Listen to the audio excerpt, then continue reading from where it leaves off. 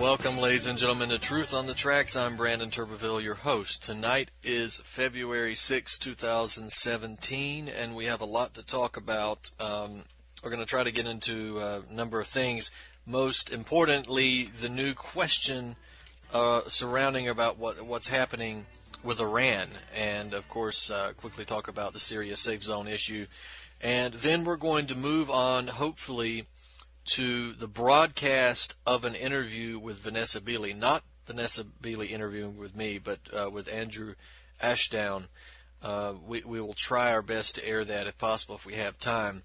It's a very detailed interview about Aleppo and the White Helmets, which I think people should pay attention to. But first, we need to announce that the new book, Resisting the Empire, The Plan to Destroy Syria and How the Future of the World Depends on the Outcome, it will be available tomorrow, February 7th. So you should be able to go to Amazon.com and purchase the hard copy of the book, purchase the Kindle version of the book. It'll be available there 12:01 on February 7th. So if you're staying up past midnight tonight, you can order it literally first thing. Again, the title is Resisting the Empire, The Plan to Destroy Syria and How the Future of the World Depends on the Outcome. The back of the book, the description, reads, In Resisting the Empire, Brandon Turbeville draws a picture of the Syrian crisis from its beginnings in 2011 and even earlier, since the United States funded and organized the foundations for destabilization long before the first shots were fired. This book discusses the start of the crisis, the devolution of the war, and the tragedy of Western imperialism. Also deconstructs the propaganda of the West, from chemical weapons, torture, crimes against humanity, white helmets, and more, and exposes the NATO alliance, GCC, and Israel for their war on Syria. This book names each of the geopolitical players and discusses their role in the affair. Resisting the Empire documents the tragedy of Western imperialism while at the same time honoring the courage and will of the Syrian people to not only survive but to face down the largest military force the world has ever known. That's a fairly good summary of the book, I think. So again, people should pick it up. It's 12 chapters in the book, and it is about 400 pages. Let's see, 394, and it's chock full of information. So please get that book out to everybody that you know. Now, since we're mentioning Syria, let's talk briefly about the safe zone issue. We saw that Trump, during the campaign, supported the concept of safe zones. Now, as president, is supporting the concept of safe zone. The question is, are the safe zones the same thing as Hillary Clinton's no-fly zone? The terminology of the previous administration has changed several times. It went from no-fly zone to ISIL-free zone to safe zone, but it always meant the same thing, which is Libya 2.0. So this is why so many people are puzzled by it. And of course, the more puzzling statement by Russia saying that it's willing to go along with the Trump administration plan so long as it's provided that the Syrian government is part of the implementation. We have Russian Foreign Minister Sergei Lavrov saying, quote, if this is about the people who were forced to leave their homes by the conflict getting their basic needs covered, then I think the idea to create areas within Syria for those internally displaced could be discussed with the UN's High Commissioner for Refugees and other organizations. He said the proposal would require careful negotiation with the Syrian government to ensure the implementation of that plan. He said that the United Nations needs to be involved as well. Hours after Lavrov's statement, we have the Syrian state-run news agency SANA, S-A-N-A, Syrian Arab News Agency, running a report with a statement from the Syrian government saying that any attempt to implement safe zones in Syria without the consent of the legitimate government of Syria would be a violation of Syria's national sovereignty. That is absolutely the case. Lavrov also come out and said that the safe zones being discussed by the Trump administration were not the same as the safe zones being put forward during the time of Obama. He says, quote, there have been ideas of creating some areas where an alternative Syrian government could sit and use those areas for regime change. Notice that he says there have been ideas And he reminded everyone of what happened in Libya under Obama's no-fly zone, similar proposals made for Syria during the same regime. He says, as for the idea of the creation on Syrian territory of security zones, we will be clarifying this issue in the course of our dialogue with U.S. counterparts. So that quote was provided by RT. So it doesn't sound like Lavrov is 100% sure of what these safe zones are. We had another comment by the Kremlin suggesting the United States has not consulted with Russia on the proposal. Dmitry Peskov says that, quote, it's important to make sure that this does not further aggravate the situation with refugees. We know that Trump's position on Syria has been contradictory, at the very least confusing. On the campaign trail, he criticized Hillary and her plan, as he called it a recipe for World War III, but he also stated clearly that he wanted safe zones to be implemented. We know that safe zones are indeed an act of war, and that they lead directly to war. I won't go through all the quotes again, but basically where I'm getting at here is that we still don't fully know what the Trump administration plan is for Syria. We don't know what he means by safe zones fully. Does it mean no-fly zone? It's possible. Does it mean simply developing areas around the region and in Syria in cooperation with the Syrian government so we can repatriate some of these refugees over here and in Europe? Then that is a different ballgame. What we know, though, of course, is that if America wants to stop terrorism in Syria, we have a plan for that. It needs to stop funding terrorism, stop supporting terrorism, and stop directing it. It's that simple. The U.S. could call on its allies, Saudi Arabia, Turkey, the UK, France, Qatar, Israel, of course, call on them to do the same. It could work with Russia to eliminate the remnants of terrorist forces, and it could provide information and coordinates to both Syria and Russia on the whereabouts of those terrorists and their forces. And at this point, legitimate refugees would no longer have a reason to leave, and refugees taken in by the U.S. could be shuttled back to their home countries without fear of returning them to a war zone.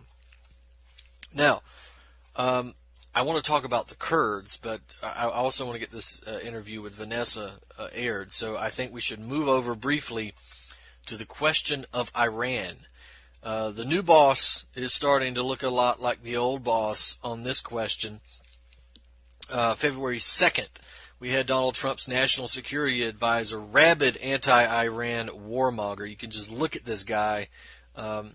He looks like the president who launches all of the nuclear weapons on the television show Revolution.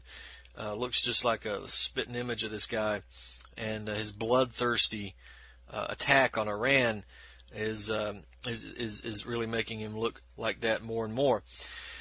He's putting Iran on notice now. It seems like the United States is setting its sights on the next piece of the geopolitical puzzle before the ultimate goal of Russia and world hegemony is to be recognized. We have Flynn citing two justifications for his threat. Neither of them are logical or anything but unproven allegations. First, he's attributing an alleged attempted missile attack on U.S. naval ships parked off the coast of Yemen, supposedly committed by Houthi rebels. And then, secondly, he's arguing that a recent ballistic missile test conducted by Iran violates the P5+1 and United Nations-backed nuclear deal.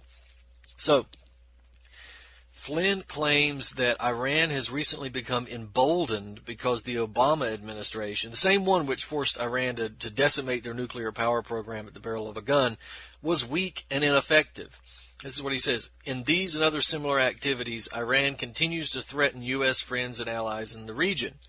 All right, translation of that. Iran's existence and refusal to knuckle under to foreign dictates represents a threat to the impunity of Saudi Arabia and Israel.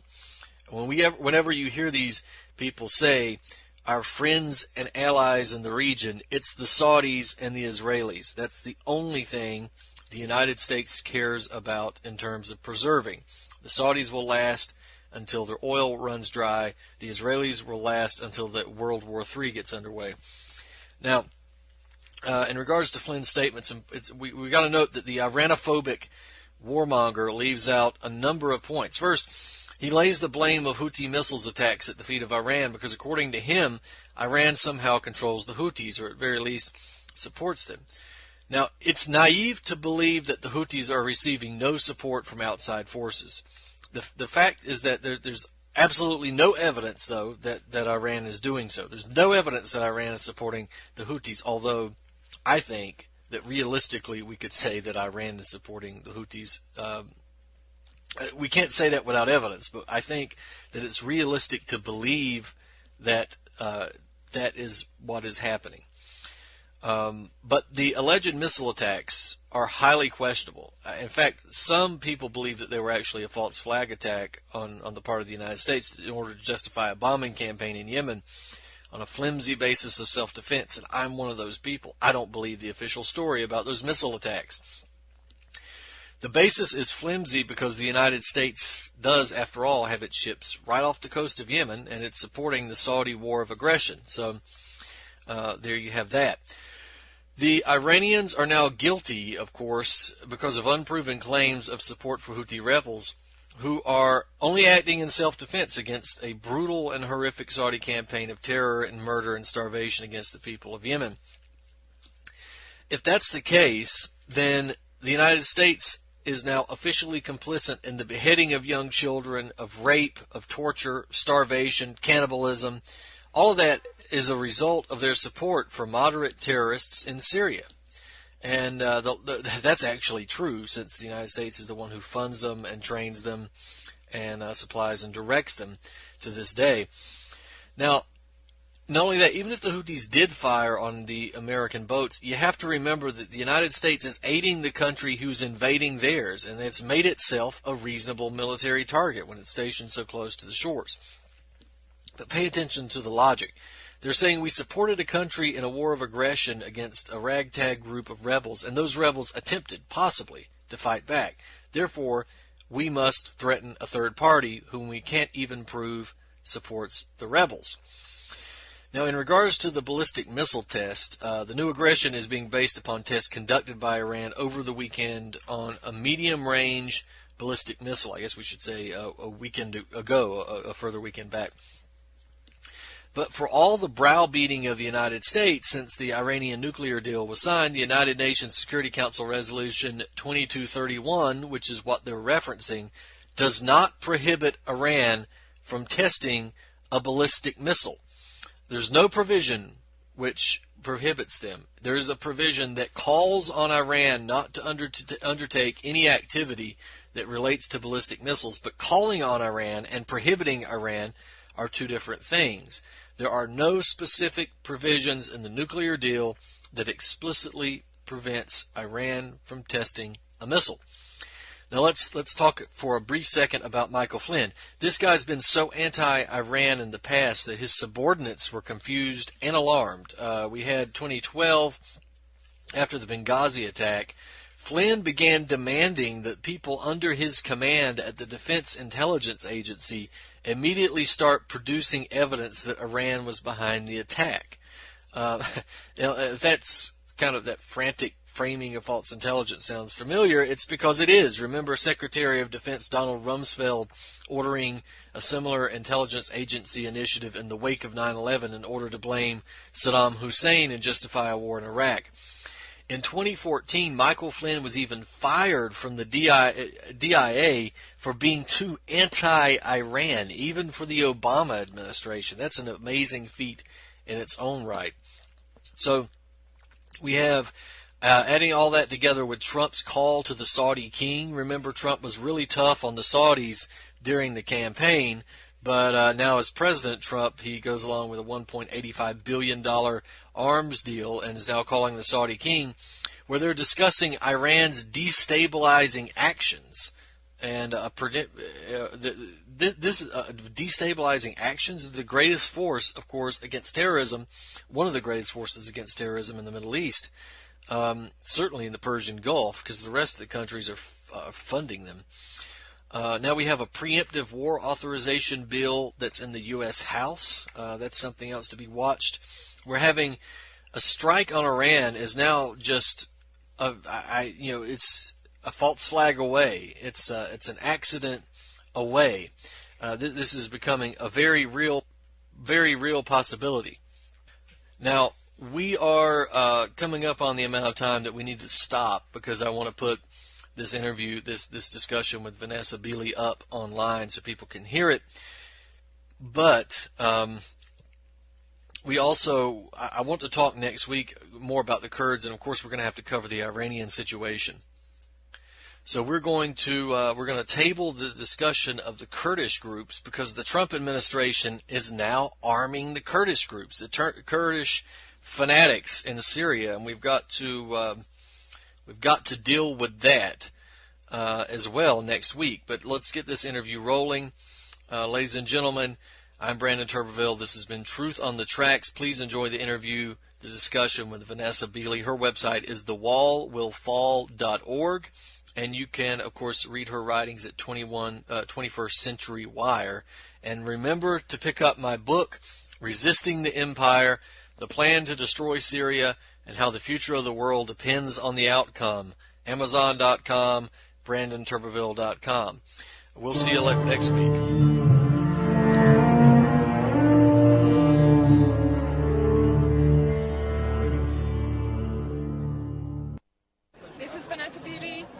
Signing off, just to explain before I go that this is the area where civilians from the terrorist-occupied East Aleppo are coming after they are liberated by the Syrian Arab Army to register and to be identified before they can immediately go into either West Aleppo, into the internally displaced people camps for care and health care, or even back to East Aleppo, to their homes. Even if they don't have ID papers, they are given a paper which enables them to move around freely in West Aleppo. The tents over here are all of the Syrian state institutions that will be able to help them rehabilitate and reintegrate, so they can go to these tents to get information that they need on any sort of social or medical issues. And here they're also receiving, finally, medical treatment that they were not given, according to the testimony of those we've spoken to here, by the terrorists, despite the fact that they had medicines. They were only treating terrorists in the occupied eastern Aleppo. Thank you. Good evening. Tonight I'm with world-renowned independent journalist Vanessa Beeley. Vanessa's been to Syria 4 times. On this trip, she actually visited East Aleppo. Vanessa, would you like to tell the viewers how you feel about your trip this time? I think this time the big difference was I entered really into the center of the conflict, whereas last time I had actually gone to West Aleppo, obviously, and seen the effects of the terrorists launched mortars, missiles, explosive bullets on the civilians in West Aleppo.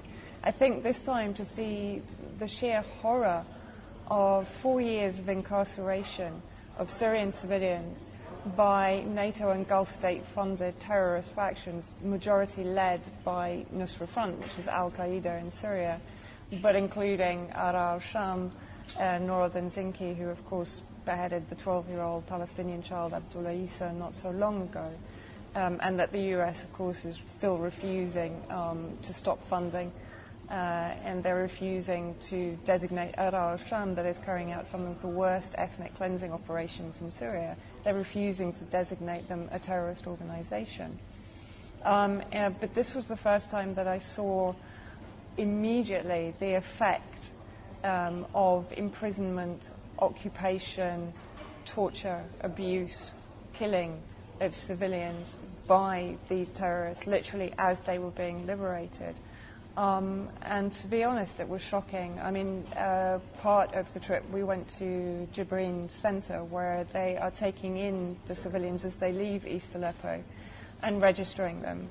And they told us that around 95,000 civilians had passed through and then had been then gone into West Aleppo to be with their families, or into the IDP center, the Internally Displaced People Center in Jibrin, for medical care. It was extraordinarily distressing to see these emaciated children, starving children. Sort of, you could see signs of malnutrition, you could see signs of stunted growth, you could see signs of haunting horror that they had lived through, but the parents as well. We spoke to many of the mothers who had seen their own children either imprisoned, raped, killed. We spoke to one woman in Hanano, another area that had been very recently liberated before we went in. And again, we saw the Syrian Arab Army, the Syrian Arab Red Crescent, and the Russian humanitarian workers feeding and taking care of these civilians as they were liberated, as they were coming out of their homes. And there we spoke to one woman who told us of a woman that she'd seen who'd been trying to flee Aleppo. She was starving, and she'd fallen to her knees on the ground in front of one of these terrorists begging for food, and they shot her in the mouth. I mean, these stories were just literally flooding out. It was a tsunami of horror, actually, from these people who had lived under this. You know, in the West we talk about the Syrian government as being an oppressive regime, and yet we've created the most oppressive regime on the planet, which is this regime of terrorism that is being infiltrated across Syria and is ruling the Syrian people with terror, with brutality, with viciousness, with summary executions if they are not adhering to their extremist ideology. And it's incredibly hard, particularly with the mainstream blizzard of lies that is confronting Western public. It's very hard for them to comprehend the real horror that these Syrian people are living under. And it's not from the Syrian government or from the Syrian army. It's from their government's creation, their government's proxy intervention with these terrorist factions who are committing atrocities against the Syrian people on a daily basis. And I think that is the big difference this trip, is just seeing it so up close and personal. We were allowed into one of the Russian field hospital tents, huge privilege to be allowed to go in. Heartbreaking scenes. We saw one young guy who was emaciated, his ribs were showing. We weren't allowed to ask questions about the patients because of patient privacy. But it was very clear he couldn't breathe. He was having huge problems. Now, we don't know what had been done to him, but he was in obvious pain. He was obviously starving. And this is what we saw time and time and time again. And it was really horrifying, profoundly horrifying. Can I ask you a question? You were there at this transit center with the Russians. Was there any mainstream media there, any camera crews? No, absolutely none. And there were also no Western humanitarian organizations. The UN was not present.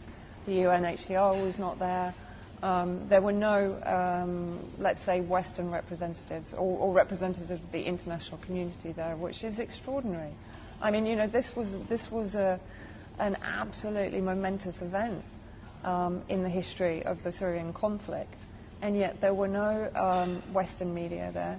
There were no, as I say, organizations like the UN even monitoring what was going on. I mean, one would think after the 4 years that they've spent telling us how much they care about the Syrian people that they would at least be there to ensure their safety leaving East Aleppo. BBC moved 4 days before the fall of Aleppo to Lebanon. I think they moved because the pictures wouldn't fit the narrative they've been preaching over the last few years. What's your opinion on that? Well, look, I mean, we know that for the last 5.5 years, the dirty war against Syria has been waged on probably 3 main fronts. The first one is the military invasion, proxy invasion by terrorist factions funded, armed by the US coalition, which comprises EU, UK, Gulf states, Israel, Turkey, all waging this interventionist war against Syria. Objective, regime change, among other objectives, but primarily, of course, the security of Israel in the region. Israel is the greatest beneficiary of perpetual conflict inside Syria. Secondly, you have the crippling and criminal US and EU economic sanctions, which I would call economic terrorism, which is not affecting the targets for the US and EU. It's affecting human beings. It's affecting the Syrian people. It's preventing children from getting cancer treatment. It's preventing people from getting kidney dialysis treatment. It's affecting all infrastructure that feeds the Syrian people, that provides water for the Syrian people, that provides electricity for the Syrian people, that provides humanitarian care for the Syrian people. So the Syrian people are basically being collectively punished for their resistance against regime change that is being instigated by Western governments with the help of the Gulf states and Turkey and Israel. And then thirdly, and probably for me, almost the most damaging war is the propaganda war.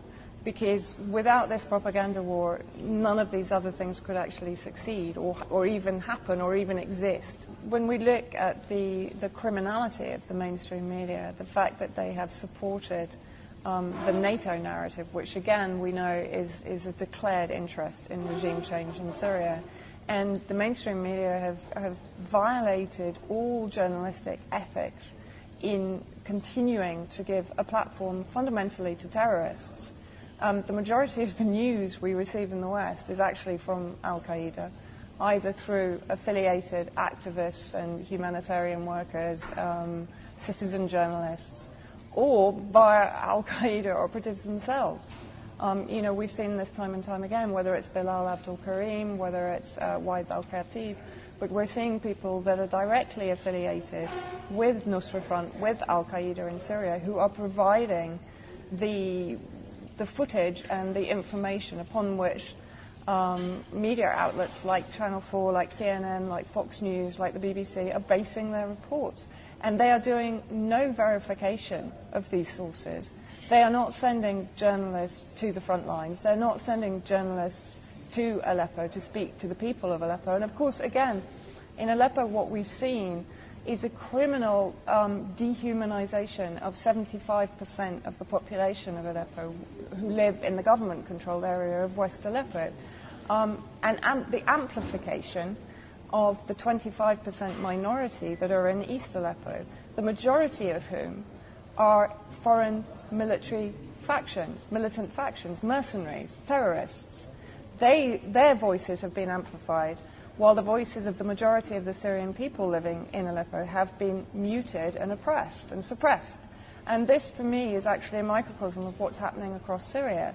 Because if you look at what's happening in Syria, the voices of the minority, the so-called opposition, which are now majority foreign mercenaries, are being amplified and made enormous in Western public perception, while the majority voices who support the Syrian government, support the Syrian army in their efforts to cleanse Syria of this terrorist invasion, are being completely suppressed and muted. And so what we're seeing happen in Aleppo is exactly what is happening across Syria. And where Aleppo is so symbolically important is that, in fact, it's created a blueprint for the future of the reporting on Syria. It's completely exposed 4.5 years of mainstream media reporting on Syria as being fraudulent, as being lies, and they're not going to recover from this. And I think that's why you're seeing this hysteria right now in Western media, that they're coming out with the most extraordinarily obscene, grotesque narratives that are so far removed from reality that I think, you would really have to be fully asleep to not comprehend that they have been lying for the last 4.5 years. So I think we're going to see really a seismic paradigm shift and actually a shift towards independent journalists and independent media as opposed to following mainstream media. They've blown their credibility, and that is thanks to Syria and, sadly, thanks to the bloodshed of the Syrian people. But it's a huge gift they've given to the world by exposing our government's criminal activities, but also the media and the NGOs, the so-called humanitarian NGOs. All of them have been involved in this filthy war against Syria and the Syrian people. There's one NGO in particular I know you specialise in, the one that was created by America and Britain, the White Helmets. Yeah. Have you anything to say on them? Well, I mean, again, this is extraordinary. You know, we, when we were in Hanano and when we were in Jibrin, and actually talking to the Syrian Arab Red Crescent in Hanano, time and time again we asked the question, okay, this is East Aleppo, this is presumably where they've been for the last, since 2013, when they were created, as you rightly said, by a British ex-military intelligence officer in Turkey. They were not created in Syria. They are not Syrian in that sense. They are based in Gaziantep in Turkey, along with the entire British shadow state building project. They infiltrated East Aleppo along with the various terrorist factions in 2012-2013. In doing so, of course, they massacred members of the real Syria Civil Defense. They stole their equipment and they drove the real Syria Civil Defense crew members out of East Aleppo into West Aleppo. The real Syria Civil Defense, which was established in 1953 and is a member of the ICDO, the International Civil Defense Organization, which, when I spoke to them in Geneva, told me that they do not even recognize the White Helmets as a civil defense organization. The only one they recognize are the real Syria Civil Defense, who work in both terrorist and government-held areas. So when we were circulating in the recently liberated East and Aleppo districts, we were asking all of these civilians who were giving us their testimonies about the White Helmets. Now, the majority didn't know who they were. Others actually were more forthcoming. They actually said, yes, they were the civil defense. They worked with Nusra Front. They worked with the terrorists. When they were asked, did they treat you? Did they give you any humanitarian aid? Did they treat you medically? I mean, it was almost like, well, of course not.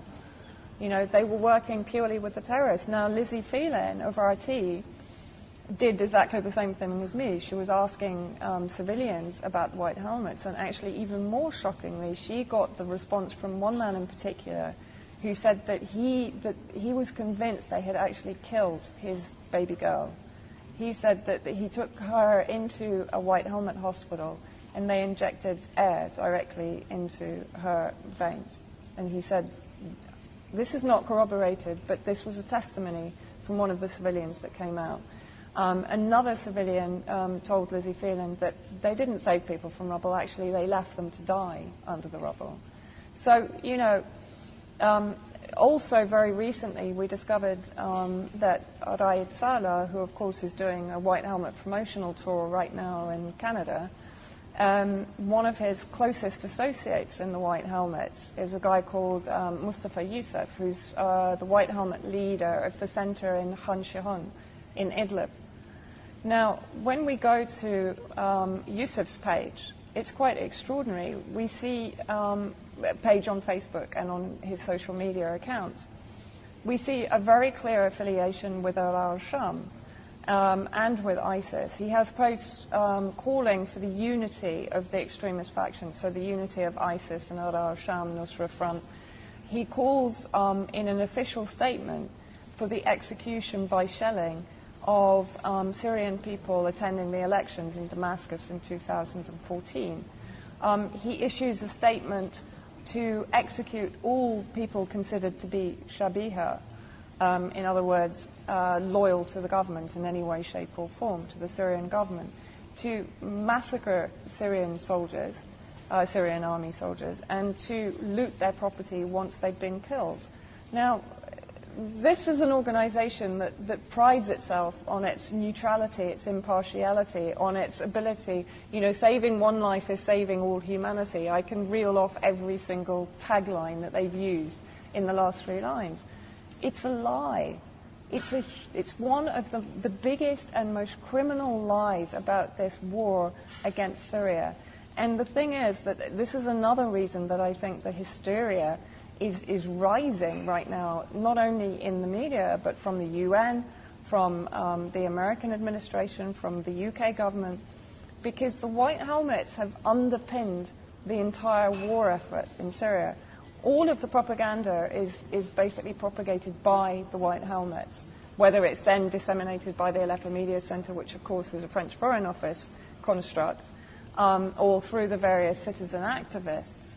But basically, it originates from the White Helmets. They are the vanguard of the propaganda war against Syria. And they're currently being completely exposed as the terrorist support group. Not only the terrorist support group, but they have facilitated executions of prisoners of war. They have facilitated the executions of civilians at the hands of Nusra Front. And so, basically, the entire regime change project is falling apart.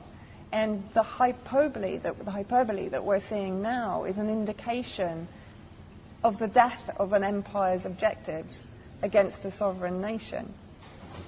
I agree totally. One question I can add is they get a lot of money from the British government and a lot of money from the American government and also money from the French government. Is that correct? Yeah. They are funded. They're multi-million funded.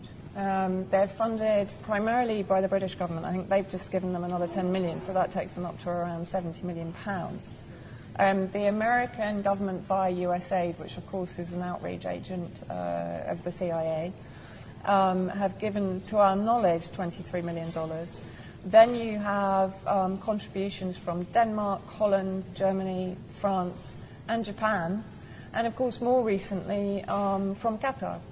And Qatar, we know, is one of the primary funders of the terrorist factions inside Syria. So it's quite extraordinary that they've publicly announced that they are now going to be funding the White Helmets. I mean, all of this should cast aspersions as to any credibility, any shreds of credibility regarding the White Helmets. But also what is very important, and a very important question to raise, for taxpayers in Britain, in Europe, in the United States, is why is there no inventory from the White Helmets? Why are there no financial statements? Why are there no accounts as to where the taxpayers' money is going? This is multi-million-dollar. It's not an NGO with 3,000 operatives. This is a multi-million-dollar operation. What is it being used for? What's its cover? What's going on underneath the umbrella of a first response organization? Can you tell us if any hospitals were operating in the area where she كان في شيء مشفى قريب عليكم؟ for civilians? في بس ما يستقبلوا يقولوا Yes, انه ما في there was a hospital but they didn't receive us there. So who were they treating? مين كانوا اللي كانوا يعالجوا هنيك بالمشفى؟ في بس بالاخير كلهم طلعوا. There was they just didn't receive us. And the blood. We left yesterday with his wife and children. منعونا من الخروج من مناطقنا. مين المنع؟ هنيك المسلحين. The terrorists actually stopped us from leaving from our areas. وهنيك باركين برزقنا وببيوتنا وبمحلاتنا. And we were actually living inside our houses, but the terrorists stopped us from leaving. لأنه هنيك أي واحد بغادر بيته أو منزله معرض للسرقة فورا. Anyone there who leaves his house, they will immediately take over the house and lose the terrorists. بعدين عمال بيمنعونا من الخروج من البلد اخر من كده. They were actually stopping us from leaving. وعبدونا خاينين. And they used the terrorists to call us traitors. How were they stopping them? كيف كانوا يمنعوكم تطلعوا؟ شو كانوا يعملوا لحتى ما يخلوكم تطلعوا؟ ما خلونا. يعني كيف كانوا يمنعوا؟ صاروا يقولوا لنا اذا بدك تروحوا لهنيك بدهم يعملوا في نسوانكم، ياخذوا لكم نسوانكم، يقتلوكم.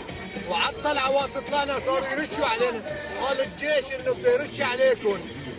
As a British person, I have better things we could spend our taxpayers' money on for a start instead of supporting terrorism.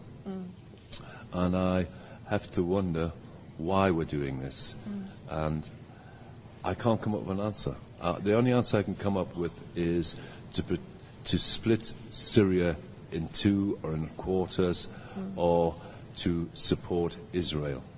They're the only answers I can come up with on a tactical basis because Syria was the strongest Middle Eastern country. Al-Nusra terrorists were marrying Syrian girls and then divorcing them. Is that correct? Yeah, that's absolutely correct. That was another story that we heard from pretty much everyone that we spoke to, that daughters were being taken in marriage, as you said, and then used multiple times and then divorced, discarded. And this was, as I said, this was testimony that we received from pretty much every woman that we spoke to there. That's terrible. Is there anything else you'd like to say? Because you're the eyewitness that was there. Yeah, I mean, I think the one extraordinary thing, and I think it's an important point to make, because the Western media is, as I say, amplifying this obscene and grotesque narrative that the Syrian Arab Army is executing or raping, or even worse things that I heard today, their own people. Now, you know, I've done a few interviews today, and the one point that I made, would you say about the United States Army or about the UK Army that if they were in their own country and if they were invaded by terrorists or by militant factions or mercenaries who were occupying their neighbourhoods, their families, their children, their mothers, their fathers, their uncles, their brothers, their sisters, would you believe a story of those soldiers murdering their own families in their own homes? When I was in Hanano, I spoke to a few of the Syrian Arab Army soldiers who were there, helping people down with their belongings, carrying children, even helping old elderly people down the stairs and through the rubble out to get food at the humanitarian bases that had been set up. Many of them actually came from Hanano or from East Aleppo. They hadn't seen their homes or their families for the 4 years that area, those districts had been occupied.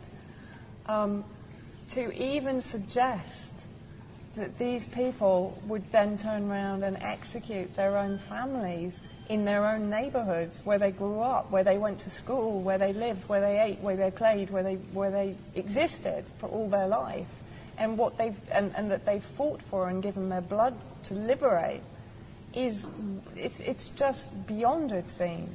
And this is while our governments are supplying billions of dollars of arms to one of the most despotic, human rights violating regimes in the world, the absolute monarchy of Saudi Arabia. And they're supplying billions of dollars of cluster bombs, arms, weapons. They're standing in the command and control center in Riyadh while this despotic regime bombs civilians with cluster bombs, while it starves over 23 million or 27 million Yemenis to death, while 10,000 children die of treatable diseases because of the UN illegal, illegitimate humanitarian blockade of land, air and sea. And yet our governments can sit there and act like Mother Teresa and say, we care about the Syrian people. This is a humanitarian problem. We need to resolve it. We need to protect the Syrian people. Well, to protect the Syrian people, they need to get the hell out of Syria and let Syria protect itself. As Mother Agnes said to me recently, Syrian to Syrian, there are only solutions. The conflict comes from outside. I agree totally. One question I have got to say is, the West is saying that there's mass executions on the spot. You've been to East Aleppo, you spoke to people there. Was the Syrian army executing prisoners, anything like that? Absolutely not. I saw nothing but unbelievable kindness from the Syrian Arab Army, both towards their own civilians, but also towards factions that were possibly not quite as sympathetic to the Syrian Arab Army. I mean, obviously we didn't see any of the terrorists being bussed out or anything like that. But I saw nothing but courtesy, respect, kindness, beyond belief when one also considers for how long these soldiers have been fighting under such punishing conditions. Even on the checkpoints, I mean, you know this from driving into Aleppo. You are never greeted with any form of tension or rudeness. There is only ever kindness, efficiency, respect, generosity of spirit. And that's why it is so utterly obscene, the way that the mainstream media in the West is portraying these soldiers. As I said, it would never portray its own soldiers, and yet what is the difference? This is the National Army. It's not Assad's army. It's not some kind of government gang. This is the National Army. This comes from the Syrian people. It's fighting for the Syrian people in its own country. It's their country. They've got a right to defend it. Yeah. I'm going to leave it there, right? I'm just going to sign off now because I know you've been a busy day. Thank you, Vanessa, for your story. It's been very interesting and heart-moving. I want to thank you for the work that you've done for Syria, especially on the white helmets exposing them, and the work you did in East Aleppo on this trip, because you were the only journalist that went certain places. And I think you're a very brave lady, and I think journalists in the West should follow your example and come and visit Syria instead of writing from a desk in Lebanon or London or New York.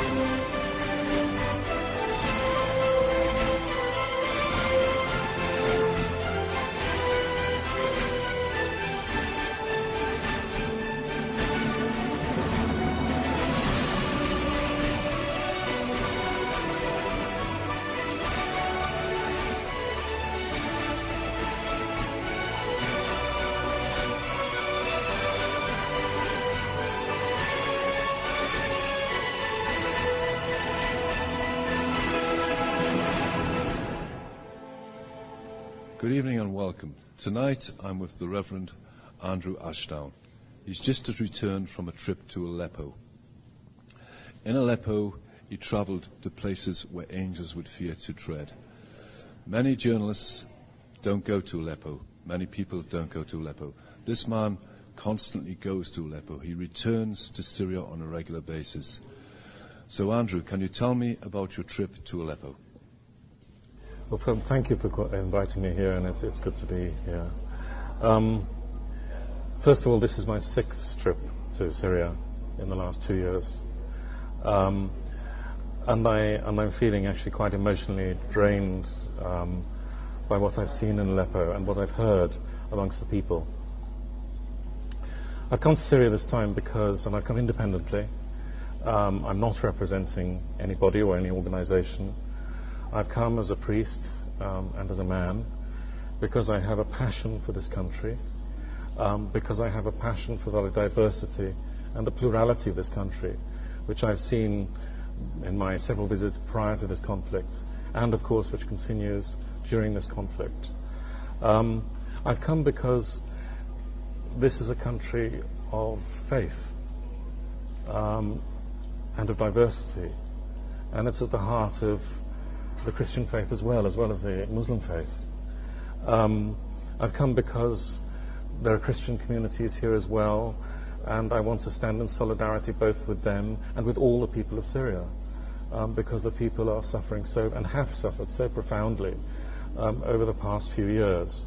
And I come out of love, out of solidarity, and to see the situation, because what I see in the media in England is not what I know of this country, and to come to see for myself. We've just returned from Aleppo. We have visited various parts of East Aleppo that have recently been liberated. We've met with hundreds of refugees who fled the areas of East Aleppo controlled by the terrorists. And what we've seen and what we've heard is very much a contradiction of what is being said in the Western media. We've heard the pleas of the people to hear their voices, and I don't believe that the voices of most ordinary Syrians are being heard in the outside world, which is why I'm here. As I say, I've come independently, I've come self-funded, and I've come because of a passion for this country. I understand you were at the reception centre where the refugees from East Aleppo arrive and they're fed, looked after and have medical treatment. Yep. It was, first of all, I think it was a huge privilege to go there. What I'm astonished by is that although there were a number of foreign crews in Aleppo, nobody was at the reception centre. Now, while the international media is spouting awful stories about things that are being committed against the civilians in East Aleppo, why are they not going to see the people and hear who are coming out of them, out of those places? We found the reception centre profoundly well organised, medical facilities there, centres of information for whatever facilities that they might need, services that they might need, free food being provided, a Russian field hospital on site providing immediate treatment, ambulances available to take civilians to hospital if need be immediately, and people were keen to talk. They want to share their stories. They've been through so much, and almost exclusively they were talking about the brutality that they've experienced at the hands of the so-called rebels, the withholding of food, the withholding of medical care, murder, rape, the shooting of people who tried to leave. This was the witness of people themselves, and this is not being reported, and yet they're there they're keen to tell their story, and it was coming with passion. In fact, most of the people we met there had only arrived within the last day or two, and so their experience was fresh. They were traumatized, they were hungry, they were ill, and had the most awful stories to tell of what they've been through. Can I ask you a question? Yeah. You're a member of the clergy. Yeah. You have to turn the other cheek, forgive and forget. But you're also a humanitarian, and most of all, you're a man. How do you cope with that? Because I can only imagine that there must be a battle inside your brain.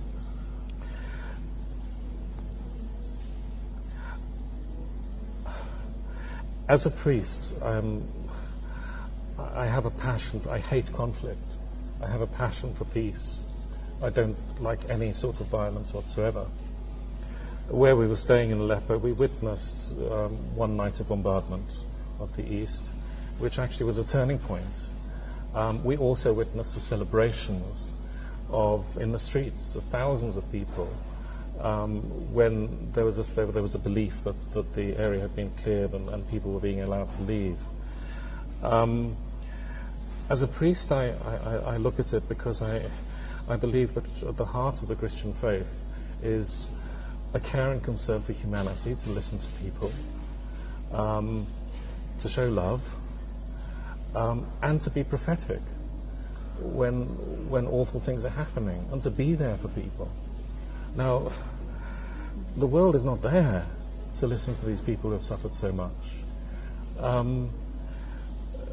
So I come because I have to listen to myself. You can't trust what you hear. So as a priest, I come out of love. I come out of solidarity with the people of faith in this country, people of all faiths, and out of love. As a man,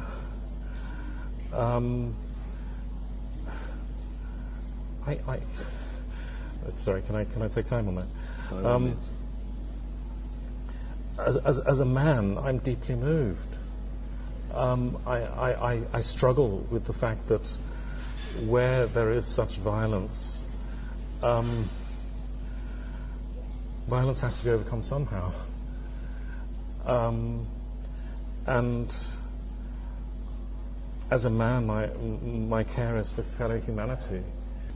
When we visited the registration centre, I felt furious, absolutely furious, because I feel that the truth of what these people have been through is not being told. I felt also furious because I feel that they're not being listened to. I feel furious because the people of Syria are not being listened to, the majority of the people of Syria. Of course there are people with different points of view. Of course there are people on opposite sides. But the majority of people in this country, everybody complains or criticizes you if you go into government-controlled areas of Syria. But of course the vast majority of the population of Syria live in those areas, and nobody's listening to them. People of all faiths, Christian, Sunni, Shia, Alawite, whatever. Their voices are not being listened to. And in the people from East Aleppo, even now, they're not being listened to. The people that our Western governments and media are listening to are, the extremists, that they're almost an exclusive source of highly unverifiable and highly dubious information.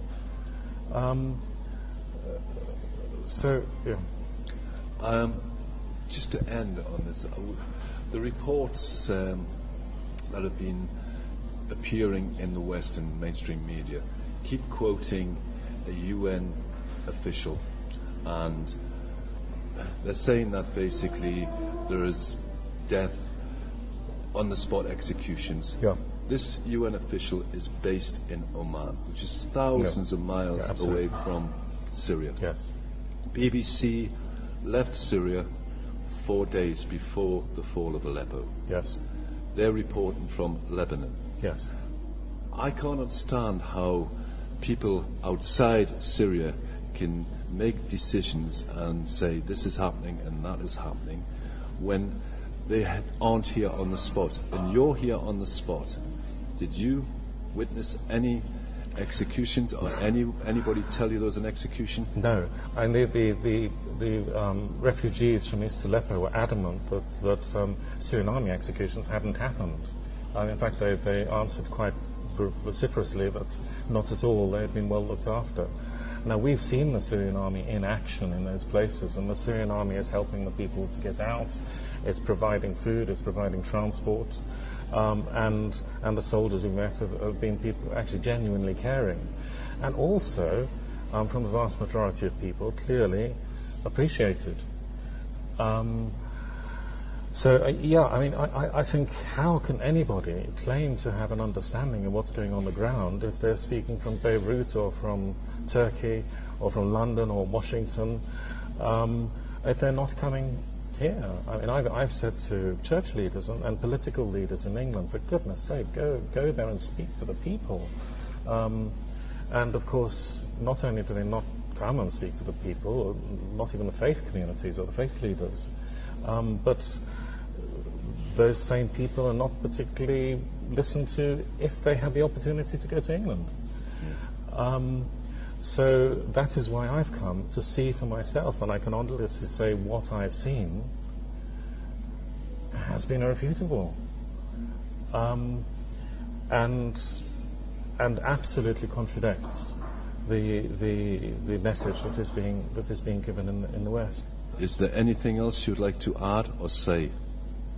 I think it's important to say that I do not have a political agenda in this.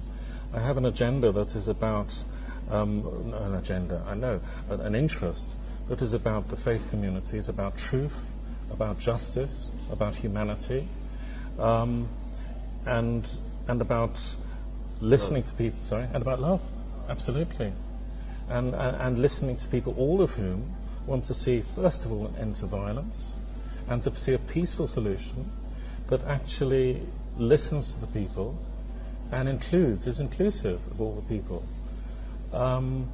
So I have been accused of having a political agenda. It's not at all. Andrew Ashdown, I have to say you're one of the bravest people I've ever met. You go to places where other people don't go, where journalists don't go.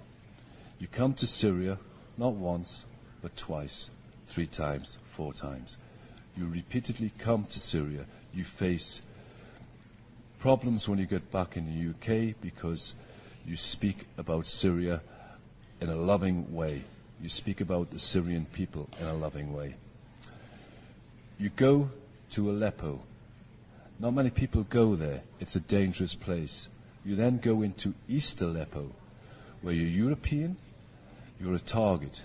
Sniper can get you, shells can get you, mortars can get you.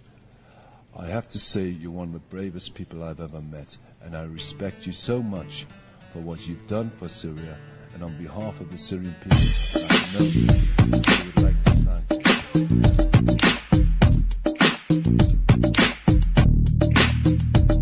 This is Ozzy Skateboard, and you're listening to UCY.tv.